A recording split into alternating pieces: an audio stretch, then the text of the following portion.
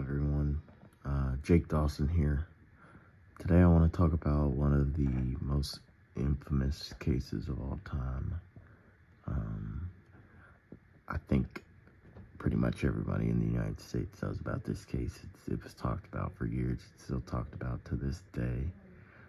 This case happened in 1994, and it's one of the crazier ones, and it has a lot of forensic science in the investigation, so I thought this would be a good one to do.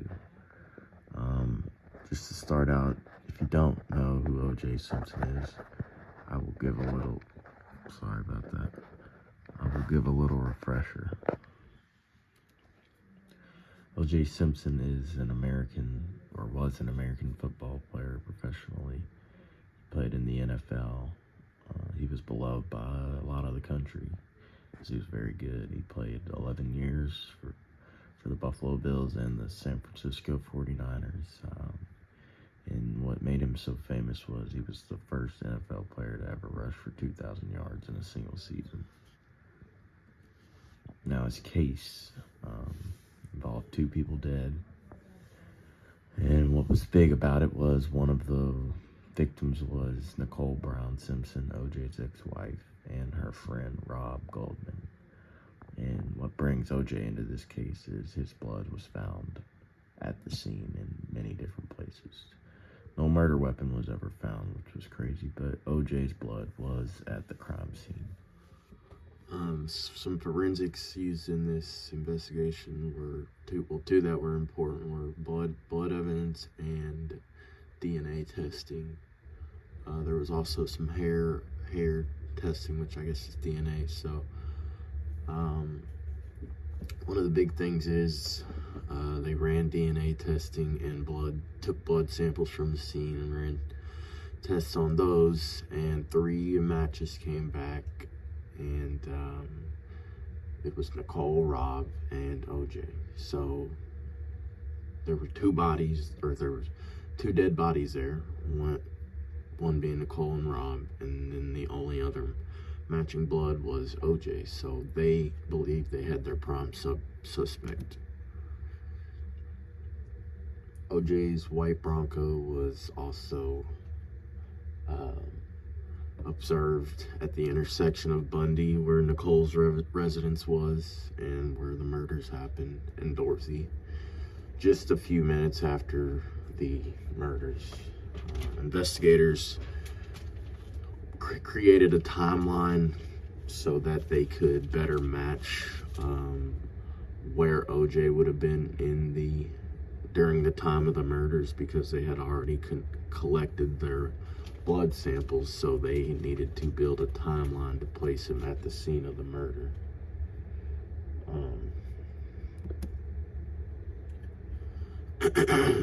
They found OJ's hair was found on a baseball cap at Nicole's residence, and his hair was also found on Rob Goldman's shirt. They discovered that by finding the hair at the crime scene and running a DNA test that matched with OJ. OJ had a rare blood type. He was type A, and that's only 0.5% of the population can match with that. Investigators found the killer, who they believe to be the killers, the drop of their blood near a shoe print at the scene, and the blood was matched with OJ's blood.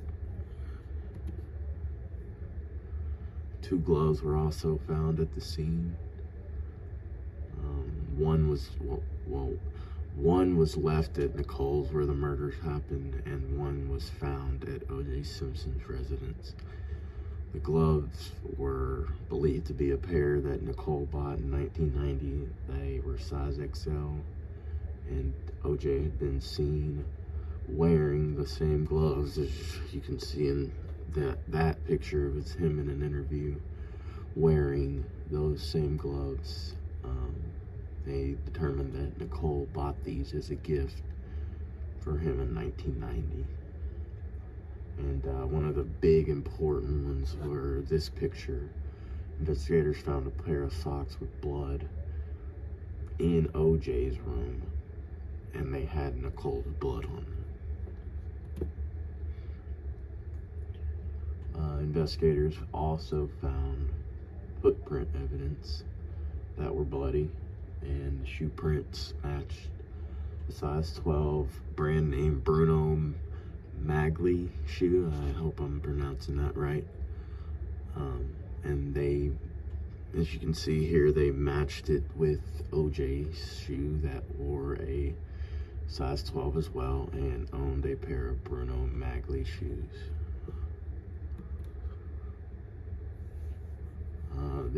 This trial went on for 11 months. It was a very long trial.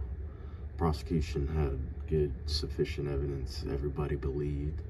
They had his blood at the scene. They had his Bronco observed at the scene. And I also meant to mention that Nicole's blood was also found inside of OJ's Bronco, which was his vehicle.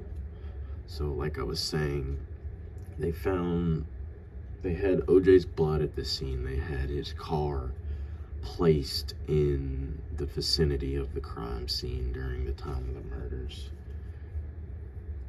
They argued that hair evidence was a big part. Why would OJ's hair be on Rob Goldman's shirt if he wasn't there? The prosecution had a great case. Their evidence was very sufficient. The problem was, and this is what the defense argued, is the evidence might be there, but was it sufficient? They argued that the evidence was planted. One of the things that really supported their argument was one of the main investigators on the case, Mark Furman. He had made some really racist comments about African Americans. There were tapes of him racially slurring. Talking very nasty. I don't want to repeat any of the things he said, but it was nasty. It was obvious that he wanted to put as many black people away as he could. And this case was also going on during a rough time with police brutality. It was right after the Rodney King case. If you don't know what that is, it's where white cops beat a unarmed black man, and it was recorded, and they still were found not guilty by a court. So yeah, there was a lot of stigmas going on at this time, and when those tapes came forward, the defense took it and ran with it, and that was one of their main arguments. So they were pretty much saying that this guy planted it. He wanted to see a successful black man be put away, so he did everything he could to make sure that OJ would go down for this case. Another thing that the prosecution messed up on is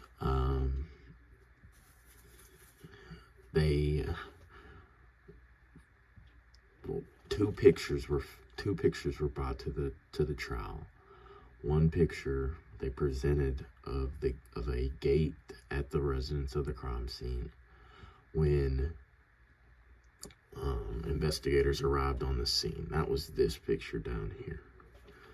And from the picture, it looks like no blood. And then in this picture taken days later, there's obviously blood on the gate. So they used that and said that someone came and planted blood, and after they planted, more pictures were taken after that. So that was one of the defense's strong arguments. I think they had, yes, the gloves. This was, prosecutors made one of, or probably the biggest mistake of the trial. They asked OJ to try on the gloves from the crime scene that had sat in evidence for, over a year. And OJ had to put on protective plastic gloves underneath those because they were the black gloves were bloody, and it was a health concern, so he had to put those on. So this is where this infamous picture comes from. That is OJ trying on the gloves, and he's showing the jury that they don't fit. They're not fitting his hands perfectly like they should. And this became one of the biggest mistakes of the prosecution. The verdict was not guilty, and like I said, this is one of the most controversial cases. It's still talked about to this day, whether OJ did it or not, but that's kind of besides the point. Back to just the overall case. There was a lot of forensic evidence in this case, and it was an interesting one to study because it taught me how they match up blood types from gathering blood samples at a crime scene. And another interesting one was the hair evidence that really got me, that they found OJ's hair on Rob's shirt, and there was still a not guilty verdict. So it was an overall interesting case. One of the most interesting I think I've looked at, just because of all the forensic data in it and forensic investigation. It was a long time ago, but it is still a very talked about case, and it gets revisited all the time. But ultimately, OJ was found not guilty. The defense did their job of just raising just enough reasonable doubt that evidence, all that evidence presented, could have been falsified or planted. Thank you for listening to this presentation. I hope you enjoyed it.